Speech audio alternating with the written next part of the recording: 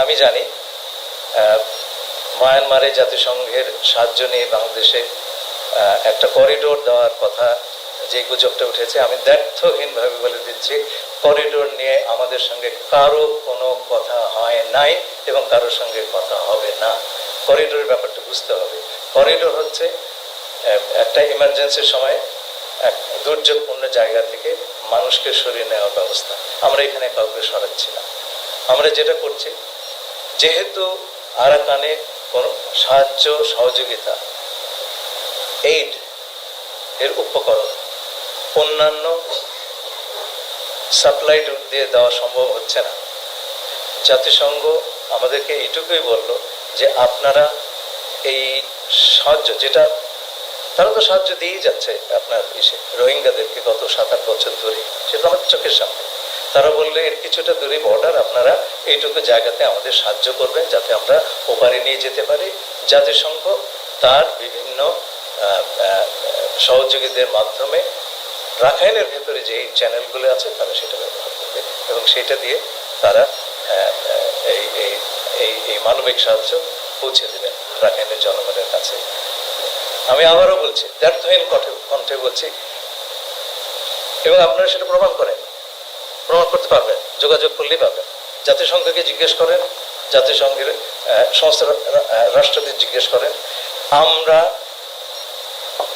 Corridor নিয়ে কারোর সঙ্গে কোনো ধরনের কথা বলি নাই এবং আমরা বলবো না। আরাকানের যে অবস্থা তাতে করিডোরের কোনো প্রয়োজন নাই। আমরা এই কোনো করিডোর সৃষ্টি করে সেখানে কোনো ধরনের লোকজনের আপনার যাতায়াতের ব্যবস্থা সেটা করার কোনো এখন প্রয়োজনীয়তা নাই। যে প্রয়োজনীয়তা আছে সেটা হচ্ছে সেখানে ত্রাণ সম্ভার পৌঁছে দেওয়া। আপনারা জানেন, যখন মায়ানমারে ভূমিকম্প হলো, আমরা কিন্তু তাদের রিকোয়েস্টের বা আবেদনের অপেক্ষা করি নাই, আমরা পাঠিয়ে দিয়েছি ত্রাণ। এটাও সেই ধরনের একটা মানবিক অবস্থা এবং আমাদের ধারণা এই কাজটি করতে পারলে সেইখানকার পরিস্থিতি কিছুটা স্টেবল হবে এবং আমরা সেই অবস্থাতে রোহিঙ্গাদের প্রত্যাবাসন নিয়ে আলোচনা করতে পারব। যদি আরাকানের অবস্থা যতদিন অস্থিতিশীল থাকবে ততদিন আমরা প্রত্যাবাসনের কথা বলতেই পারবো না।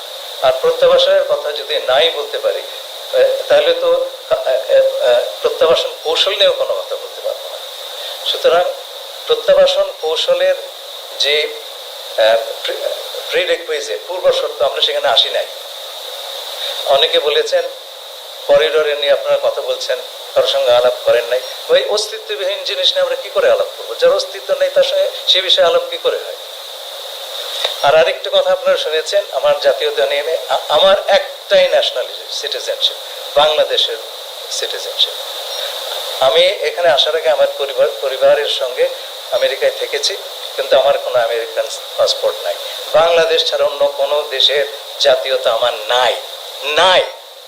এখন আমাকে যদি বলা হয় যে আপনি জাস্ট বিকজ কেবলমাত্র আমি আমেরিকায় থেকেছি বলে যদি আমাকে বলা হয় আপনি বিদেশি নাগরিক, তাহলে তো কালকে তারেক রহমান সাহেবকে সেই কথা বলতে হয়।